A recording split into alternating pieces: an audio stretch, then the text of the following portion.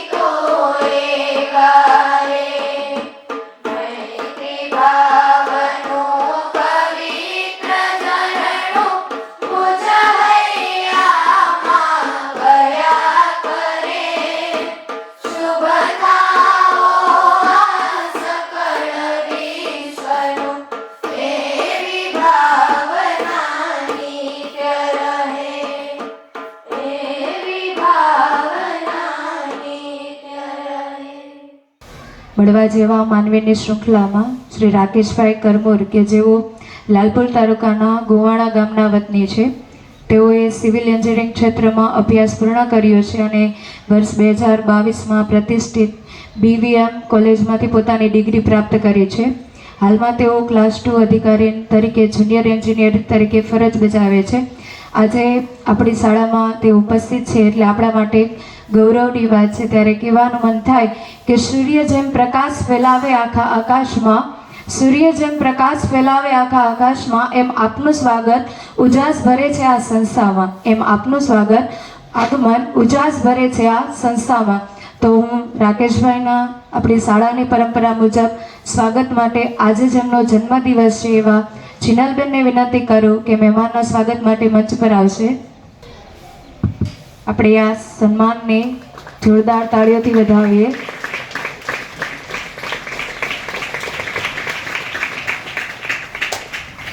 જ્ઞાન એ એવું ધન છે જે વહેંચવાથી વધે છે. જ્ઞાન એક એવું ધન છે જે વહેંચવાથી વધે છે. તો હું આજના દિન વિશેષ માટે માધ્યમિક શાળાના આચાર્ય શ્રી સાગરભાઈ જોશીને વિનંતી કરું કે આજના દિન વિશેષ વિશે રજૂઆત કરે.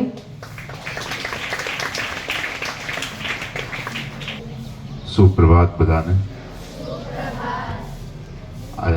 આજની આપની આ પ્રાર્થના સભામાં ઉપસ્થિત રિંકેશભાઈ કરમોર, તપોવન અને પુરુષાર્થના નિયામક શ્રી ભીમસિંહભાઈ, હાર્દિકભાઈ, દક્ષાબેન તેમજ સૌ શિક્ષક મિત્રો અને વિદ્યાર્થીઓ, આજે ખબર છે શું દિન વિશેષ છે?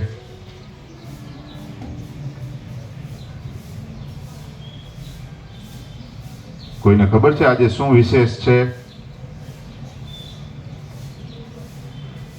આજે નવું વર્ષ શરૂ થાય છે. ખબર છે કોઈ?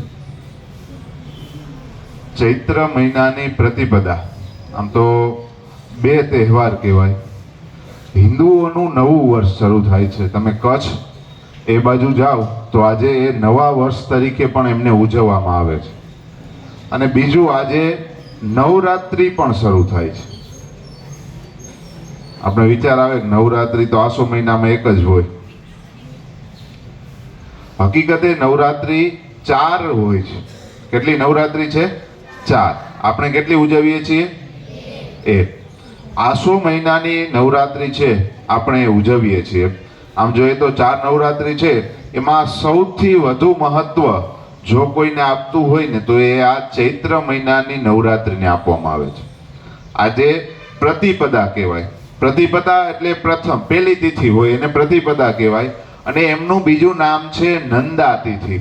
નંદા તિથિ એટલે જે આનંદ આપનારી તિથિ છે એના કહેવામાં આવે છે નંદા તિથિ. મહારાષ્ટ્રમાં, કર્ણાટકમાં એને આજે ગુડી પડવો તરીકે પણ ઉજવીએ છીએ. એટલે શું હોય? વિજય ધ્વજ લહેરાવવામાં આવે. અને અન્ય રાજ્યો હોય, ઘણા બધા રાજ્યમાં સંવત્સર પ્રતિપદા આજના ઘણી જગ્યાએ ઉજવવામાં આવે છે. જેમ ગુજરાત છે તો તમે સોમનાથ જાઓ તો કાલે સૂર્યાસ્તથી લઈ અને આજે સૂર્યોદય સુધી નવું વર્ષ આવે તો એને ઉજવવામાં આવે. અને એમનું નામ આવ્યું છે પ્રભાસોત્સવ. શું નામ આપવામાં આવ્યું છે? પ્રભાસ ઉત્સવ. જેમાં આપણા પણ વિદ્યાર્થીઓ ઘણા બધા ગયા હતા અને એમને ત્યાં પોતાના પરફોર્મન્સ છે રજૂ કર્યું હતું. એટલે આમ તો 4 નવરાત્રિ છે. એમાંની સૌથી માતાજીની જે સ્તુતિ કરે છે, જે ભજન કરે છે, એટલે સૌથી 4 નવરાત્રિમાં જો મુખ્ય હોય ભક્તિ માટેની તો એ આજની ચૈત્ર નવરાત્રિ છે. અને નવું વર્ષ શા માટે ઉજવવામાં આવે છે? આપણે જોઈએ નવું વર્ષ તો દિવાળી પછીના દિવસે હોય છે, પણ આજે નવું વર્ષ એટલા માટે ઉજવવામાં આવે છે કે જ્યારે બ્રહ્માજીએ સૃષ્ટિ ઉપર સૌથી પહેલા મનુ રાજા, આપણે માનવ કહેવાય છે કારણ કે આ સૃષ્ટિ ઉપર સૌથી કોઈ પહેલું વ્યક્તિ આવ્યું હોય ને તો એ મનુ રાજા હતા. તો મનુ રાજાના આપણે બધા સંતાનો છીએ એટલે નામ આપવામાં આવ્યું છે માનવ. તો સૃષ્ટિની ઉત્પત્તિ છે એ ચૈત્ર મહિનાની પ્રતિપદાના દિવસે એટલે આજના દિવસે કરવામાં આવી હતી. અને આજનો છેલ્લો દિવસ એટલે આ ચૈત્ર નવરાત્રિ છે એમનો છેલ્લો દિવસ એટલે રામનવમી. જ્યારે ભગવાન રામ છે એને યુદ્ધ કર્યું અને એમાં વિજેતા થાય છે તો એ રામનવમી થી અને એમના જન્મદિવસ તરીકે પણ પ્રાગટ્ય દિવસ તરીકે પણ ઉજવવામાં આવે છે. એટલે 4 નવરાત્રિ છે આપણે, એક આસો મહિનાની ઉજવીએ એ, પછી એક આવે છે ભાદરવા મહિનાની જેને પિતૃ નવરાત્રિ કહેવાય છે. ત્યારબાદ આવે છે અષાઢ મહિનાની જેને ગુપ્ત નવરાત્રિ કહેવાય છે, અને આજે જે ચૈત્ર નવરાત્રિ છે એમને કહેવાય છે ભક્તિ નવરાત્રિ. એટલે સૌથી વધી ભક્તિભાવ પણ આજે થાય છે. આજે નવું વર્ષ પણ શરૂ થાય છે, તો ખાસ કરીને કચ્છ બાજુ અને મહારાષ્ટ્રમાં પણ આ દિવસ ઉજવવામાં આવે છે. અસ્તુ. ખૂબ ખૂબ આભાર સાગરભાઈ. શબ્દોમાં શક્તિ છે, જીવનને દિશા બતાવે. શબ્દોમાં શક્તિ છે જે જીવનને દિશા બતાવે છે. મહાનુભાવોના વિચારો હંમેશા માર્ગદર્શન આપે છે. તો આ જ ભાવ સાથે આજના આપણા મહેમાન શ્રી રિંકેશભાઈને વિનંતી કરું કે પોતાના મંચ પર આવી અને પોતાના વિચારો, પોતાના પ્રતિભાવો આપણી સમક્ષ રજૂ કરે. આદરણીય રિંકેશભાઈ. નમસ્કાર, જય શ્રી કૃષ્ણ. પહેલા તો હું કોઈ મોટિવેશનલ સ્પીકર નથી. આ તો આપણે અત્યાર સુધી હું અહીંયા મારી જર્નીમાં પહોંચ્યો છું, તો હાર્દિકભાઈની ભલામણ હતી કે તમે સ્કૂલ વિઝિટ કરો, થોડું બચ્ચોને સમજાવો એમ અહીં સુધી પહોંચવામાં શું થાય. સ્ટેજ ફિયર તો પહેલેથી જ હતો મને. તમારા જેવડો હતો ત્યારે ફર્સ્ટ ટાઈમ ગાંધી જયંતિ હતી, તો આગલે દિવસે કીધું નહોતું, તે જ દિવસે કીધું કે ગાંધી જયંતિ છે તો પ્રિપેરેશન કરીને કલાક પછી આપણે સ્પર્ધા રાખી, વક્તૃત્વ સ્પર્ધા. તો જેને જેને રહેવું હોય નામ લખાવી દો. તો દોસ્તારું હોય બાજુમાંની જેમ કે લખાવો નામ, તો ફ્લોમાં લખાવી દીધું. પછી શરૂઆત થઈ તો એમ થોડુંક ગભરાટ તો હોય, થોડુંક ગાંધી જયંતિ વિશે 2 લાઈન બોલ્યો પછી તો પૂરું, બોલી જ ના શક્યો એમ. એટલે કહેવાનો મતલબ એમ પ્રેક્ટિસ કરવાની, સ્ટેજ ઉપર આવવાનું, બોલવાનું. પછી તો તાલુકા કક્ષાએ, જિલ્લા કક્ષાએ વક્તૃત્વ સ્પર્ધામાં જયેલો એમ, સારું એવું બોલ્યો એમ વક્તૃત્વ, મને શું થવું ગમે એના વિશે. એટલે એક્સ્ટ્રા એક્ટિવિટી કરવી જોઈએ. ખાસ ભીમસિંહ સાહેબને મળવું હતું, મને કીધુંની ઈચ્છા હતી. જ્યારે બહુ બધા સારા કામ કરે છે, દીકરીઓને ફ્રીમાં ભણાવે છે, તો ઈચ્છા પણ હતી. તો જેમ કે આપણે દ્વારકા ઘણી વાર જવાનો પ્લાન કરતા હોઈએ પણ થતું ન હોય, જવાતું ન હોય, પણ અચાનક ક્યારે ભગવાન બોલાવે એટલે આપણે અહીંયા ઓટોમેટિક જવાનો પ્લાન થઈ જાય. એમ અચાનક હાર્દિકભાઈ મળ્યા અને કીધું કે તમે આવો, તો મને ઈચ્છા હતી અને બધું ભેગું થઈ ગયું એટલે મને મજા આવી એમ. બીજું તો આપણે, હું એ તમારી જેમ આવી રીતે સ્કૂલ, નાની સ્કૂલ, હું મોરપર સ્કૂલમાં ભણતો, અને ત્યાંથી આ ક્લાસ 2 સુધીની જર્નીમાં હું તમારી જેમ જ એમ નાના સ્કૂલમાંથી જ પહોંચી શક્યો હું. તો મેન તો ડિસિપ્લિનમાં રહેવું જોઈએ. મતલબ આપણે ધાર્યું હોય કે મારે આ કરવું છે, તો એના માટે આપણે સવારે વહેલું ઉઠીને વાંચવું, બધું જે રેગ્યુલર રૂટીન ફોલો કરવું જોઈએ કે જેથી આપણે ફોકસમાંથી હટી ન જાય અને આપણે ગોલ પૂરો કરી શકીએ. હવે હું બધું મારી જર્નીનું સ્ટ્રગલ હું કહીશ તો આમાં 1 થી 9 ધોરણવાળાને તો માથેથી જશે, એટલે સાયન્સવાળાને ડિટેલમાં કહીશ તો વધારે સમજ પડશે. 10માવાળા છે, 10-12ની તો બોર્ડની પરીક્ષા આઈ થિંક ખતમ થઈ ગઈ છે. અહીંયા પણ 10-12 જે 10માવાળા બાળકો છે એ જતા રહ્યા છે, પણ 12માવાળા છે અને બીજા લોકો પણ ધીમે ધીમે પ્રિપેરેશન તરફ જતા હોય છે. તો કેવી રીતના જીપીએસસીની તૈયારી કરવી, ક્લાસ 3થી કેવી રીતના ધીમે ધીમે જીપીએસ તરફ વળવું અને એના માટેનું કેવું શેડ્યુલ હોવું જોઈએ, તો એ બાબતે ધીમે ધીમે તમે ગાંધીનગર કેવી રીતના તૈયારી કરી, અને એન્જિનિયરિંગની અંદર જો કોમ્પિટિટિવમાં જવું હોય તો મેથ્સ, રિઝનિંગ કેવી રીતના વધારે ફોકસ કરવું, તો એ બધી બાબતો ઉપર થોડું ઘણું ઝાંખી કરાવો જેથી કરીને બાળકોને થોડું એમાંથી જ્ઞાન મેળવી શકે. આપણે અત્યારે મેન તો ડાયરેક્ટ આપણે ઊંચું જીપીએસસી જ સમજીએ છીએ. જીપીએસસીથી ઉપર યુપીએસસી હોય છે. આપણે ગુજરાતમાં હજી યુપીએસસી લેવલે વિચારવાળા બહુ ઓછા છે. આપણે યુપીએસસી લેવલે પણ વિચારવું જોઈએ અને એના પ્લેટફોર્મ તૈયાર થાય એવું કરવું જોઈએ. જીપીએસસી તો હવે કોમ્પિટિશન બધાને હવે બધા કરે જ છે અને કરવાના જ છે. પણ યુપીએસસી લેવલે વિચારી આઈએએસ આઈપીએસ આઈએફએસ જેવું હોય છે એ આઈ થિંક 75% આમાં ખબર પણ નહીં હોય.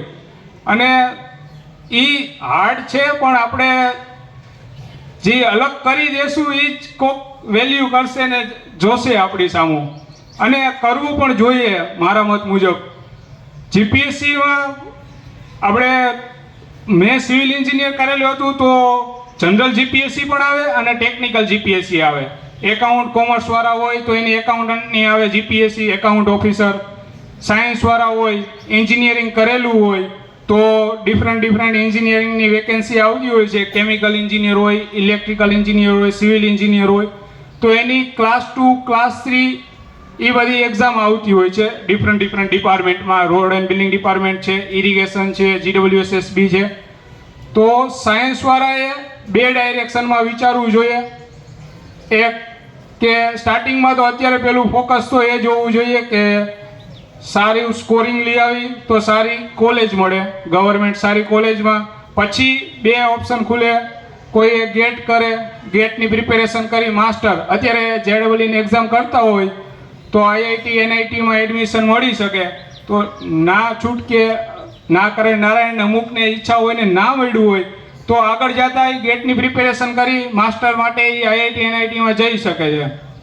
બીજું ગવર્મેન્ટ આવે છે તો ગવર્મેન્ટની પ્રિપેરેશન કરી અને ગવર્મેન્ટમાં પણ એન્જિનિયર બની શકે છે. હાલ હું જેટકોમાં એઝ અ ક્લાસ 2 JEE તરીકે ફરજ બજાવું છું જામનગર ખાતે. તો એમાં તો સિવિલ એન્જિનિયરનું મારે કન્સ્ટ્રક્શન રિલેટેડ આપણે જે 66 kV 220 kV એવા બધા જે કન્સ્ટ્રક્શનના ગવર્મેન્ટના કામ હોય છે એ કામ કરું છું. તો એમાં મતલબ ટેન્ડર ને બહાર પાડવાનું ને એનું બધું રિલેટેડ કામ હોય છે, એક્ઝિક્યુશન કરાવવાનું નહીં. એ બધું તો તમને એક્સપ્લેન કરવું આઈ થિંક ઉપરથી જશે એટલે કંઈ જરૂર નથી જણાતું. બસ એ જ કહેવાનું કે આપણે એમ તૈયારી કરી હોય તો મને સ્ટાર્ટિંગમાં ખબર નથી એમ કે જીપીએસસી જેવું ગવર્મેન્ટમાં હોય, સિવિલ એન્જિનિયરની ભરતી આવે. મારા બાજુનું ગામ છે બજાણા, ત્યાંથી એક છોકરો ક્લાસ 2 બન્યો હતો. તો એને જોઈને મને એમ થયું કે ના એમ કે ક્લાસ 2 જેવું સિવિલ એન્જિનિયરમાં પણ આવે છે. એટલે આપણા ગામમાંથી કે આજુબાજુમાંથી કોઈ બને એટલે આપણે એમ થાય કે આવું પણ આવે છે. એટલે આપણે પહેલાં તો ખબર નથી હોતી કે આવું બી હોય. એટલે જેમ બને એમ બધા ઉપર આવે, મેક્સિમમ પ્રિપેરેશન અથવા જે તે ડાયરેક્શનમાં જવા માગતા હોય એને સ્ટેજ મળી રહે એવું કરવું જોઈએ સ્કૂલવાળા પણ લોકોને પણ. એમ કોલેજ પછી કેવી રીતના ઓનલાઈન ક્લાસ પરચેસ કર્યા અને પછી કેવી રીતના કોમ્પિટિશન માટે તમે ગાંધીનગર તૈયારી કરી, તો એ બાબતે કયો અને કેવી રીતનું ટાઈમ ટેબલ હોવું જોઈએ, તો એ બાબતે થોડું ઝાંકી કરાવો જેથી કરીને બાળકોને. મેં કોલેજ 2022માં પાસ આઉટ કરી. મારે કોરોનામાં 4 વર્ષ કોલેજ નીકળી ગઈ હતી. તો 2 વર્ષ તો એમ સ્ટાર્ટિંગના મેં કોલેજ કર્યું હતું, પણ સ્ટાર્ટિંગમાં ઇંગ્લિશમાં કોલેજમાં આવતું એટલે મારે પણ હું કે બેકલોગ આવેલી મને પણ. એટલો હું મીડિયમ એવરેજ સ્ટુડન્ટ હતો, એમ હાઈ ટોપર એવું નહોતું. તો પછી એવું ન હોય કે આપણે એવરેજ સ્ટુડન્ટ હોય તો કરી ના શકીએ. ક્લાસમાં મારો કોઈ દી ટોપ 100માં પણ રેન્ક નહોતો આવ્યો. તો આ જીપીએ આપણે ક્લાસ 2ની મારી એક્ઝામ હતી જેટકોની, તો મારે એમાં 17 રેન્ક હતો આખા ગુજરાતમાં, 17મો રેન્ક હતો. એમ સ્કૂલમાં કોઈ દી રેન્ક નથી આવ્યો તોય આપણે ગુજરાતમાં એટલો રેન્ક લઈ આવ્યા છીએ. એટલે એ બધું મનનું છે, આપણે ધારી એટલે કરી શકીએ. એવું નહીં વિચારવાનું કે બેક બેન્ચર હોય, લાસ્ટ બેન્ચ બેહવાળા સ્ટુડન્ટ હોય કે આપણે ના કરી શકીએ કે એમ ટોપર જ કરી શકે, એવું કંઈ ના હોય. બધા કરી શકે. બસ આપણે નિશ્ચય કરવાનો કે ભાઈ મારે કરવું છે એટલે થઈ જ જાય. અને કરવું છે નક્કી કરીને પછી બીજી દી હૂતું નહીં રહેવાનું, લાગી જવાનું વાંચવા. એમ અને પ્રિપેરેશનમાં તો મેં 2022માં પાસ આઉટ કર્યું ત્યારે મેં ઓનલાઈન ક્લાસીસ લીધેલા હતા. ત્યારબાદ મેં પેલી જીપીએસસી આપી, ફેલ્યુઅર થયો, મતલબ ક્રેક ન થાય. તો પછી એવું ના હોય કે આપણે એમ નક્કી કરીએ એટલે થઈ જ જાય, પછી એમ કરી લઈ કે હવે નહીં થાય. મતલબ મન છે એ નેગેટિવ તરફ વધારે જાય એમ પોઝિટિવ કરતા. એમ તો પછી વિચાર્યું કે મારાથી નહીં થાય તો પ્રાઇવેટ જોબ કરવા વયો ગયો. પછી પ્રાઇવેટ જોબ કરી તો કામ 50,000નું કરાવે, સેલેરી 25,000 દે. એટલે મેં કીધું આના કરતાં પાછા પ્રિપેરેશનમાં આવી જાય. તો પાછી પ્રિપેરેશન કરવા માંડ્યો. ફૂલ તૈયારી કરી, કારણ કે હવે તો બીજો ઓપ્શન દેખાતો જ નહોતો. ઓલું પહેલાં તો શું હોય, આપણે એમ હોય કે હું પ્રાઇવેટ નોકરી કરી લઈશ એમ. તો પ્રિપેરેશન પાછી ફૂલ તૈયારી સાથે કરી. પછી 2 એક્ઝામમાં એમ 0.80 1 માર્કે એમ રહી ગયો, ફૂલ ડાઉનફોલ આવ્યો, ડિપ્રેશનમાં જાય ફૂલ. આપણે ઘરે બધાને આશા હોય કે આ છોકરો હવે 2 વર્ષથી આ મહેનત કરે છે તો લાગી જશે. ઘરે આવી ન શકીએ એમ, બધા એમ કહે કે ફલાણા ભાઈનો છોકરો લાગી ગયો નોકરીએ, તારે કેટલી વાર છે, 2022માં તે પાસ આઉટ કરી લીધું, તારે કેટલી વાર છે. તો વેકેશનમાં નહીં આવવાનું, ઘરે દિવાળી પર નહીં આવવાનું, હાઈતમ આઠમ પર નહીં આવવાનું. બધા અહીંયા ટોચરિંગ, મતલબ ઘરવાળાને તો વિશ્વાસ હોય મમ્મી પપ્પાને કે એક દિવસ લાગી જશે. આજુબાજુવાળા બધા પૂછાપૂછ થાય કે તે ઓલો તો તારી પાછળ ભણતો હતો, 1 ક્લાસ પાછળ હતો, એ લાગી ગયો, આ નોકરી કરે, તું શું કરશ એમ. એટલે બીજા બધા નેગેટિવ વસ્તુથી દૂર રહેવું જોઈએ અને આપણું ફોકસ હટવું ન જોઈએ. આપણે નક્કી કર્યું છે કે મારે કમ્પ્લીટ કરવું છે, મારે આઈઆઈટીમાં જવું છે, 11-12 સાયન્સવાળા નક્કી કરીએ તો બધી પ્રિપેરેશન હાઈ લેવલની તૈયારી ચાલુ રાખવાની. એ બધાને જવાબ દેવા પણ નહીં જવાનો, આપણે આપણી રીતે મહેનત ચાલુ રાખવાની. આપણે લાગશું એટલે એ બધાને જવાબ મળી જ જશે. એટલે બસ ડિસિપ્લિનમાં રહેવાનું. હું અત્યારે મોટિવેશન તમને કદાચ આપી દઉં કે ના ના આ જ કરવું જોઈએ ને, તમને અત્યારે બધા ફૂલાઈ જશો કે ના ના કરી જ નાખવું એમ. પણ બીજે દિવસથી રેગ્યુલર કાયમને માટે રહેવું જોઈએ કે જેથી કરીને આપણે જે ફોકસ કરવું હોય કે આ કરવું છે તો એનાથી આપણે હટી ન જઈએ. બીજું જે તમે અત્યારે ટોટલ 4 જીપીએસસીની એક્ઝામો ટૂંકમાં પાસ કરી લીધેલી છે અને રિંકેશભાઈ 22,000માંથી 17મો રેન્ક લઈ આવે છે જેટકોની અંદર. એટલે આપણા માટે આમ જોઈએ તો બહુ બધું ટૂંકમાં ગૌરવની વાત. ભલે એ બોલી ના શકે પણ એને જે પરીક્ષાઓની અંદર જે પરફોર્મન્સ આપ્યું ને 22,000ની અંદર 17મો રેન્ક ઓલ ગુજરાતની અંદર લઈ આવ્યો, એ બહુ બધી ટૂંકમાં મહેનત માગી લે એની પાછળ. અને ટોટલ 4 એને જીપીએસસીની એક્ઝામો પાસ કરેલી છે. એક જેટકોની અંદર, પછી બીજી ઇરિગેશન ડિપાર્ટમેન્ટની અંદર, પછી આરએનબી રોડ એન્ડ ડેવલપમેન્ટ ડિપાર્ટમેન્ટમાં, અને બીજી કઈ તમે કહેતા? હા, મેં ટોટલ GWSSB, ઇરિગેશન, આરએનબી આ બધા ડિફરન્ટ ડિપાર્ટમેન્ટ છે, એમાં એક્ઝામ ક્રેક કરી ફાઇનલ ઇન્ટરવ્યુ સ્ટેજ બાકી છે. પછી planning assistant, junior scientific assistant અને મ્યુનિસિપલ એન્જિનિયર, આ બધી ગવર્મેન્ટની જ છે ક્લાસ 3ની. એ બધી એક્ઝામ મેં ક્રેક કરેલી. તો એ બધી એક્ઝામ ક્રેક, પહેલાં તો 2 વર્ષ એકય એક્ઝામ ક્રેક જ નથી થતી, મહેનત કન્ટિન્યુ હતી પણ પાસ નહોતું થતું. પછી એક ભેગી એટલી બધી એક્ઝામ પાસ થઈ.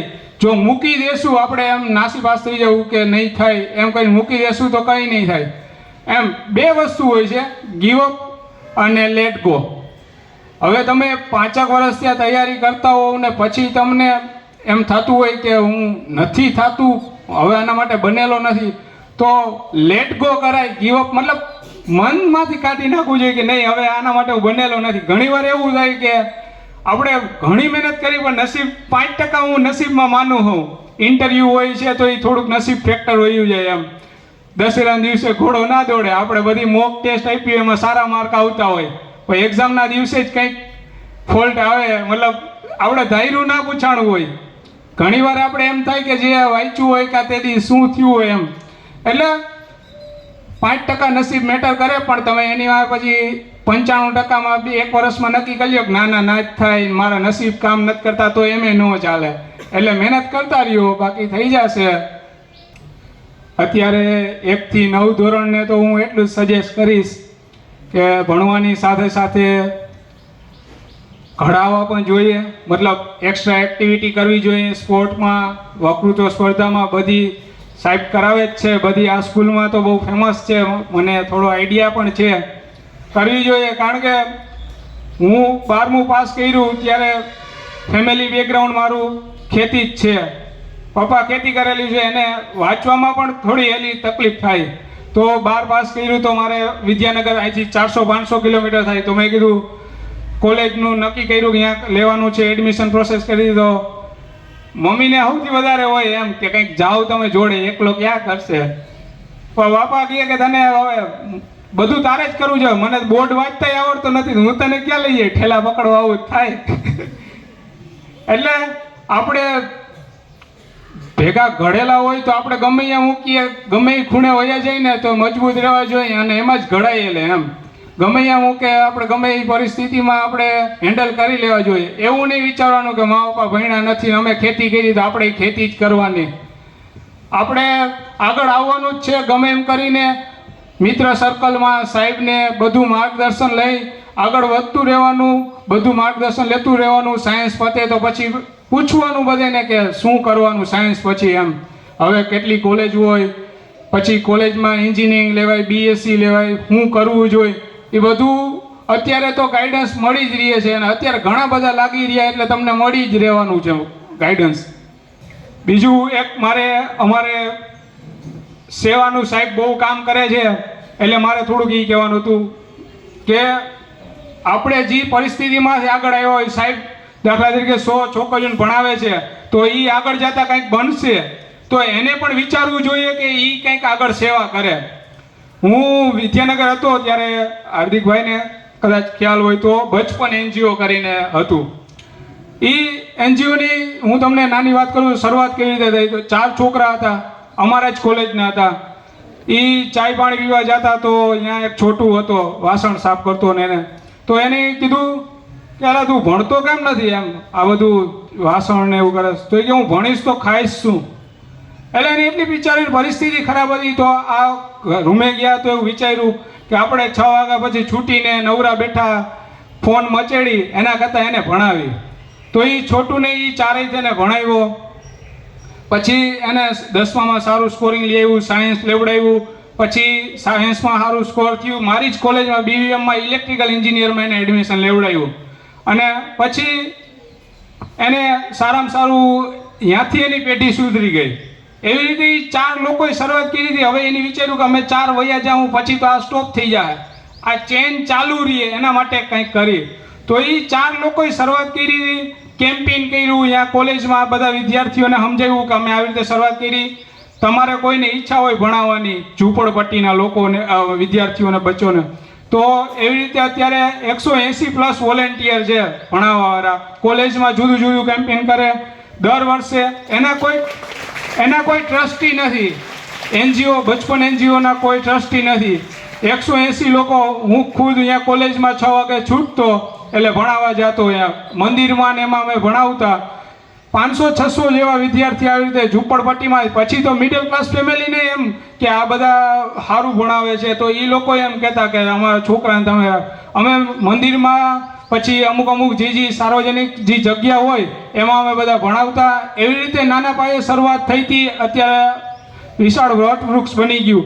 એવી રીતે હવે એ છોકરા આગળ જતા કંઈક બનશે તો એ સેવા કરે, એવી રીતે કન્ટિન્યુ ચેન રહેવી જોઈએ. મારું કહેવાનો મતલબ એ કે આજ તમારે સાહેબ હેલ્પ કરે છે તમને બધાને આગળ લાવવા માટે, તો તમારે ફ્યુચરમાં એવી, હું એમ નથી કહેતો પૈસા ટકે કે એમ, તમારે નોલેજ શેર કરીને કે ગમે એ રીતે હેલ્પ કરવી જોઈએ. તમે કઈ પરિસ્થિતિમાંથી આગળ આવ્યા એ તમારે ધ્યાન રાખવું જોઈશે.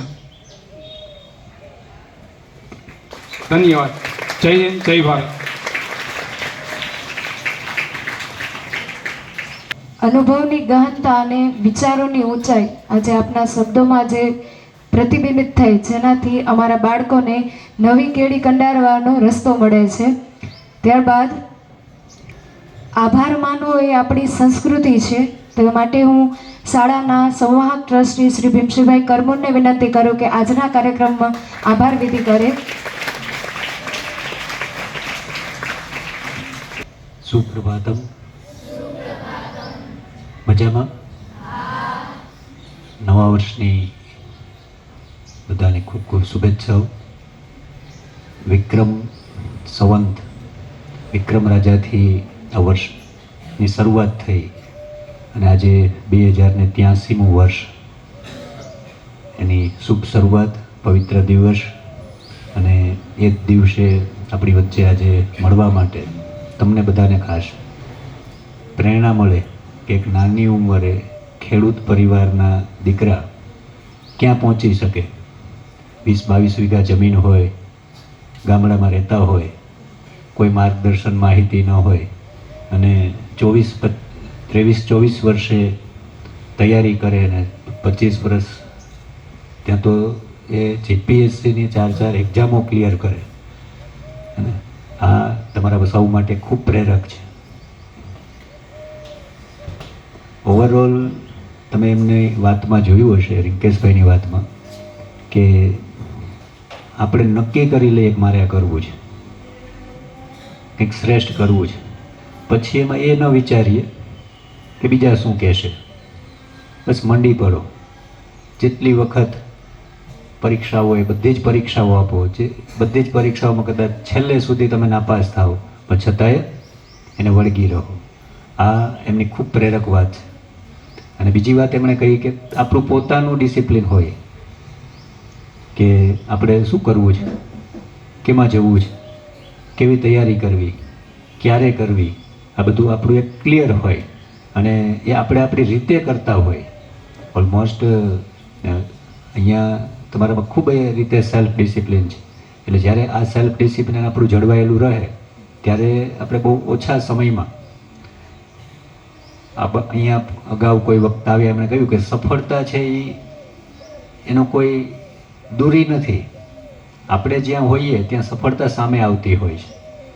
આજે એક 2 વર્ષ રિંકેશભાઈ એક્ઝામ આપી એમની અને એક્ઝામમાં એ નિષ્ફળ રહ્યા પછી શું થયું તો એણે તો એમની મહેનત શરૂ રાખી. વચ્ચે એમ થયું કે ચાલો હવે આપણાથી નહીં થાય, નોકરી કરી લઈએ. નોકરી કરતાં એમ થયું કે ના, આ તો નહીં, આપણે તો ક્લિયર કરવું છે. ફરી પાછું શરૂ કરે અને પછી એકાદ વર્ષની જ અંદર આટલી બધી સફળતા સરસ મેળવે છે. એટલે રિયલી એમની જે સમજ અને સેલ્ફ ડિસિપ્લિન એ એને સફળતા અપાવી શકી છે. એટલે તમે બધા પણ આ રીતે આગળ વધો. અહીંયા પણ સેલ્ફ ડિસિપ્લિનમાં બાળકો ખૂબ માને છે. રિંકેશભાઈ, અહીંયા બાળકો છે ઓલમોસ્ટ એની એક્ઝામ છે એ સેલ્ફ ડિસિપ્લિનથી જ આપે છે, સુપરવિઝનની જરૂર નથી. અને 6ઠ્ઠા ધોરણથી હમણાં જ વાર્ષિક પરીક્ષા શરૂ થશે તો એમાં એ પોતે પોતાની રીતે એક્ઝામ ક્લિયર કરશે. સમયનો સદુપયોગ કરો. એમણે કહ્યું ને કે ઘણા બધા તૈયારીઓ કરવા જાય. હમણાં મને ઓફિસમાં વાત કરતા હતા, મેં એમને પૂછ્યું, મેં કીધું મને ખ્યાલ છે કે અમુક વિદ્યાર્થીઓ 4-4, 5-5, 7-7 વર્ષથી તૈયારી કરવા માટે બહાર જાય છે. અહીંયાથી પેરેન્ટ્સને એમ હોય કે અમદાવાદ, ગાંધીનગર, જામનગર, રાજકોટ, બરોડા એ તૈયારી કરે છે, પણ તો કેમ એ પાસ નથી થતા? મેં કીધું અત્યારે તો માર્ગદર્શન માટે એટલા બધા લોકો હોય છે, આર્થિક મમ્મી પપ્પા પૂછતા જ નથી કે તમે ક્યાં રૂપિયા ખર્ચ કરો છો. પછી સમય તો સમય જ છે, એમને કોઈ તહેવારમાં બોલાવતું નથી, પ્રસંગમાં બોલાવતા નથી, આવવાની જરૂર નથી, તો પણ કેમ ક્લિયર નથી થતું? એટલે એણે બે કહ્યું કે 2 મુદ્દા છે એમાં કે સાહેબ અમુક વિદ્યાર્થીઓ છે એ આનંદ કરવા આવતા હોય, મોજ કરી લ્યો, અને અમુક છે ક્લિયર કરવા માટે આવતા હોય. આ 2 પ્રકારના જ માણસો હોય છે. એટલે આપણે 2 પ્રકારના માણસમાં કેમાં રહેવું હે ને, એ આપણી ચોઈસ હોય છે. એટલે આપણે જ્યાં હોઈએ ત્યારે આ 2 પ્રકારમાંથી કંઈક કરી લેવાના પ્રકારમાં આપણે હોવા જોઈએ. નહીં કે હવે સમય છે તો ભાઈ એન્જોય કરી લ્યો. એન્જોય કરવાનો જ છે. હવે એ ક્લાસ 2 બની ગયા છે, હવે એમને 3 હજી બીજી સામે જોબ માટે સામેથી જોબ આવે, તમે અમારામાં આવી જાઓ, અમારામાં આવી જાઓ, 4 એની ક્લિયર કરી, પણ હવે સામેથી આવે છે, હવે એન્જોય જ છે એમને. એટલે એક વખત સમયને સાચવી લ્યો, સમય તમને સાચવશે. અને એને સમય સાચવી લીધો, હવે સમય એમને સાચવે છે. એટલે આવી રીતે જ્યાં જ્યાં તમને તક મળે છે એવી પ્રવૃત્તિઓમાં પણ એને પાર્ટિસિપેટ કરવાનું કીધું કે તમને તક મળે ત્યાં પ્રવૃત્તિમાં પાર્ટિસિપેટ થાવ. આજે નાના બાળકો 1 થી 11 ધોરણના વિદ્યાર્થીઓને અહીંયા જીપીએસસી ક્લિયર કરી લીધી, યુપીએસસી ક્લિયર કરતા હોય અથવા બિઝનેસમાં સફળ હોય ને તમારી પાસે શું કામ અમે લઈ આવીએ છીએ, તમારી સામે શું કામ મૂકીએ છીએ? કે જે કંઈ છે એ વિચારોથી છે, અને જે કંઈ આપણે વિચારીએ એનાથી બધું થાય છે. તો રિંકેશભાઈનો જે વિચાર છે એ વિચારથી જે સફળ થયા છે. એટલે આવા સફળ લોકોના વિચારો કેવા હોય અને કેટલી સરળતાથી એ થઈ શકતું હોય એ તમને પણ ખ્યાલ આવે. એ ભાવથી આજે અહીંયા એમની પણ ઈચ્છા હતી અને હાર્દિકભાઈના સહપાઠી એમના ભાઈ સાથે પણ એમણે એજ્યુકેશન લીધું, સાથે હતા એમના મિત્ર. એટલે વાત કરી કે હમણાં જ કે સાહેબ એમણે ક્લિયર કરી છે તો આપણે અહીંયા એમને આમંત્રણ આપીએ. એમ જરૂર આપો. એટલે આજે આમંત્રણ આપ્યું અને અહીંયા ઉપસ્થિત રહ્યા છે. રિયલી પુરુષાર્થ તપોવન પરિવાર એમના આભારી છે.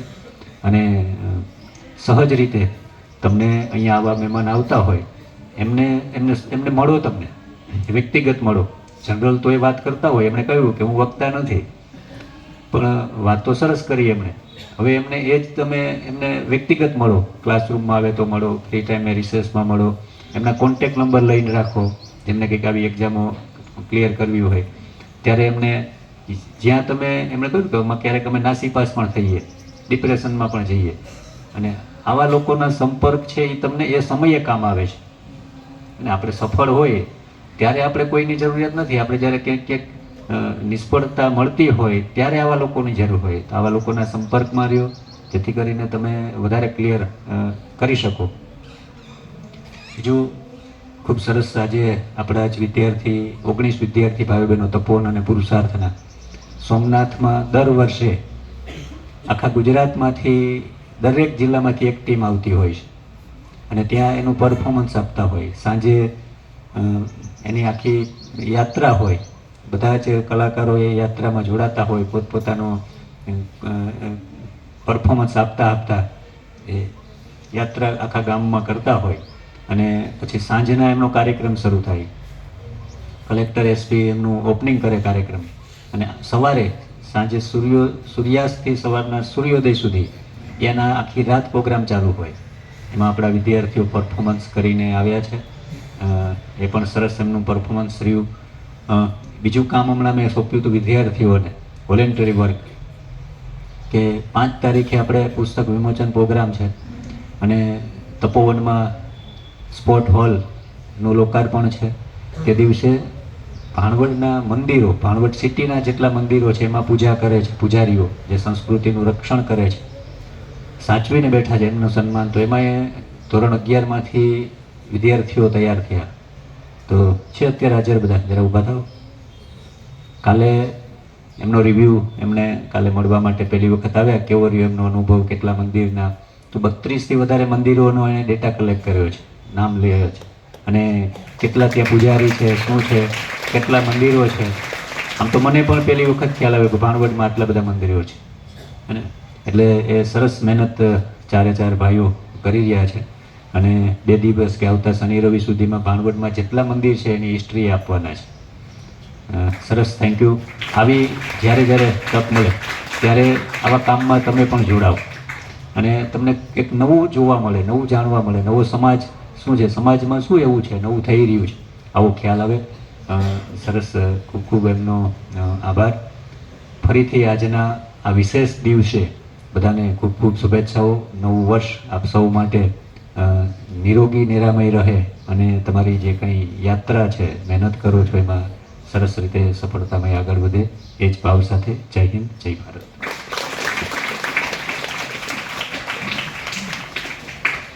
ખૂબ ખૂબ આભાર સર.